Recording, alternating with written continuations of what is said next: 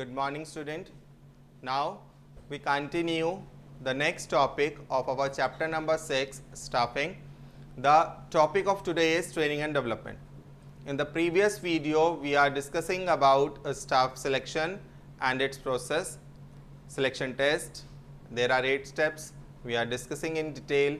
The selection test is important. I am telling you again, keep learning and study this topic thoroughly so that the viva must be conducted when you give the answer correctly to your examiner. Now, we are discussing the today's topic, that is training and development.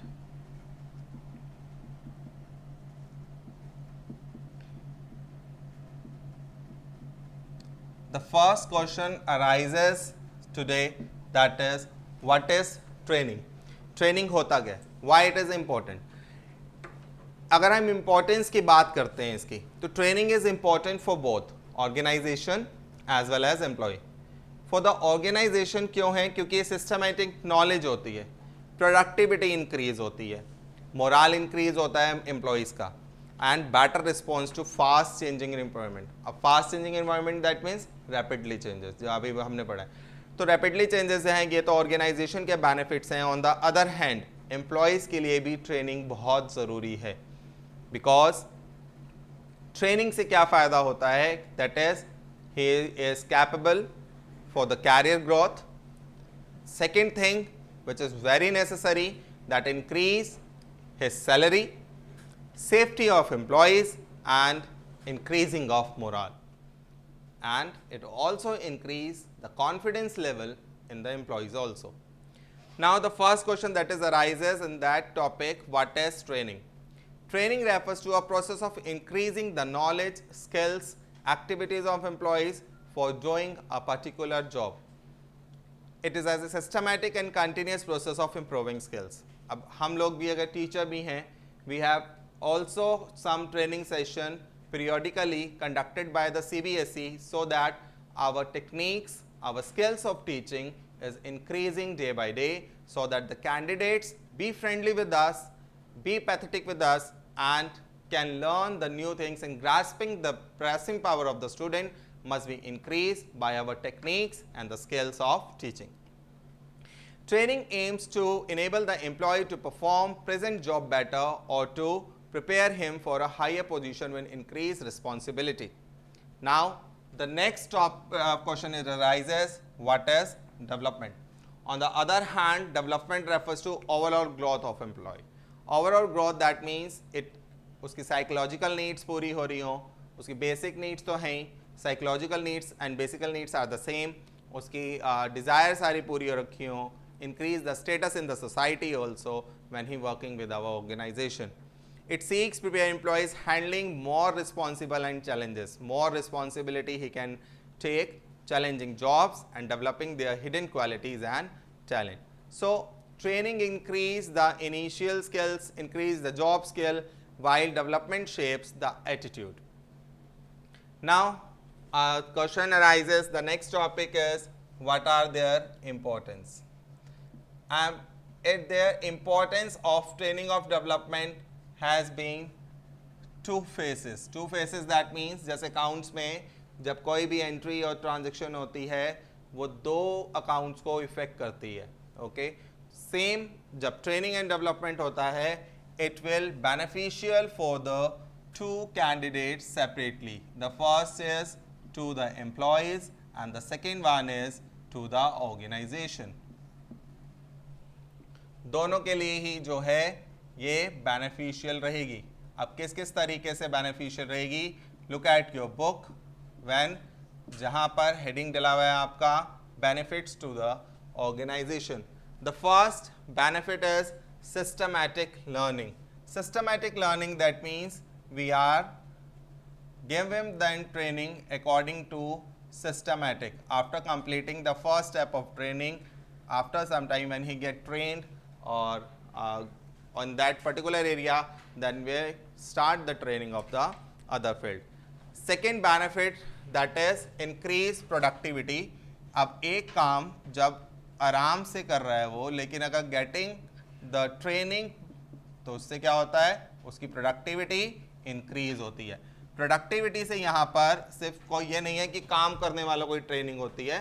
Productivity का मतलब अगर एक marketing को हमने उसको बात करने की तमीज़ सिखा दी, मतलब किस तरीके से आपको हैंडल करना है सिचुएशन को, और कम्युनिकेशन स्किल्स उसकी डेवलप कर दी, तो ही can easily interact with the customers और उसको जल्दी ही अपने बातों में फंसा लेगा। मतलब एक तरीके से है कि एक सामने वाले आदमी को अपनी तरफ ही कहना, जैसा कह रहे हैं वैसा ही उसका मान जाना। मतलब आपके अपने बात कहने में इतना कॉन्फिडेंस होना चाहिए कि सामने वाला आपकी बात को सही मान जाए। तो ये इंक्रीज प्रोडक्टिविटी होती है। जब एक कस्टमर रिलेशनशिप बनाना आ जाता है एक मार्केटिंग को, तो वहीं पर ही उसकी डेवलपमेंट शुरू हो जाती है। प्रिपेयर फ्यूचर मैनेजर्स, यस, एक ऐसा कैंडिडेट जो कभी एक फील्ड में काम कर रहा है, he become the manager in that particular company. Sometimes एक टीचर जो एक पर्टिकुलर प्री नर्सरी के लिए पढ़ाता है और धीरे धीरे उसकी जब कैरियर प्लानिंग और डेवलपमेंट हो जाती है, he is retire as a principal of that school. Similarly bank में भी जब कोई एक क्लैरिकल के पोस्ट पर होता है, धीरे धीरे जब बैंक की ट्रेनिंग सेशंस और एग्जामिनेशन में क्लियर होता जाता है, उसकी स्किल इंक्रीज होती है, तो he will also retire as a manager of a same bank. Then that is boost morale of employee. Boost morale, that means it will increase the confidence level in employees also. That is called boost morale in the employee. And fifth and the last importance or to the organization, that is better response for rapid environment. Better response of changing environment. That means if we give them periodically training, that he can easily adjust and adapt the changes and making them more suitable. क्योंकि जब कभी companies में अब computers है हमारे पास, जब window 10 operate होनी शुरू हो जाती हैं, तो वहाँ पर विंडो 10 को एक बार ऑपरेट करने के लिए एक जो है प्रॉपर ट्रेनिंग सेशन दिया जाता है, so that he can easily capable and working for the organization. GST introduce हुई थी, तो सभी अकाउंटिंग कंपनीज में अकाउंट्स डिपार्टमेंट के जितने मेंबर थे, उन्हें जीएसटी के बारे में सब कुछ सिखाया गया, ट्रेनिंग सेशन दिए गए periodically, so that he can easily handle the situation. अब on the other hand the topic आता है अब इसी का ही, importance for the employees. Employee का भी बताया था, फर्स्ट बेनिफिट इसका जो रहता है कैरियर ग्रोथ। कैरियर ग्रोथ के मतलब अब जैसे अब मैंने अकाउंट्स डिपार्टमेंट में लगाया, एमकॉम था, 5 साल का था, धीरे धीरे उसी ऑर्गेनाइजेशन पे टैली थी, तो मेरे पास सिर्फ टैली का ही जो एक्सपीरियंस था। लेकिन फिर जीएसटी इंट्रोड्यूस हो गई, तो वहाँ पर अब मुझे जीएसटी की ट्रेनिंग हो गई। कंपनी ने मुझे ये सिखा दिया कि ऑनलाइन इनकम टैक्स किस तरीके से भरना है, जीएसटी को ऑनलाइन किस तरीके से फिलअप करना है। तो ये चीज़ें पहले नहीं आती थी ऑर्गेनाइजेशन में एम्प्लॉय को, लेकिन जब उसने ऑर्गेनाइजेशन को ज्वाइन किया, तो वहाँ पर प्रॉपर ट्रेनिंग में उस चीज़ों को उसने सीखा। That is called their career growth. दूसरी चीज आती है increased earnings.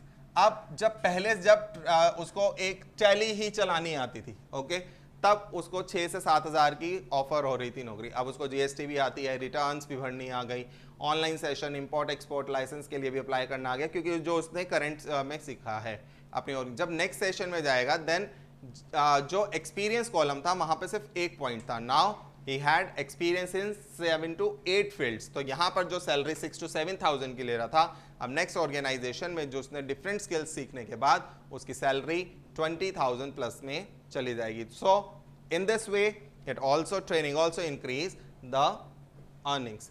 The third point is safety of employ.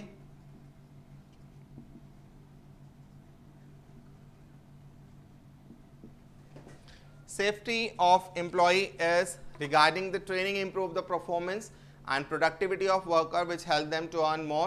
Trained worker are less prone to accident and they are more efficient to handle the machines and materials. So यहाँ पर safety रहेगी, ज़्यादा उसकी targets easily पूरे होंगे, job से कभी भी निकालने का उसको कुछ डर नहीं होगा, because he can easily handle its targets with the great success. The last benefit is high morale. It also increase the high morale. Same यहाँ पर क्या लिखा था, boost morale of the employee, यहाँ पे high morale, yes, it increase the confidence level of an employee as well.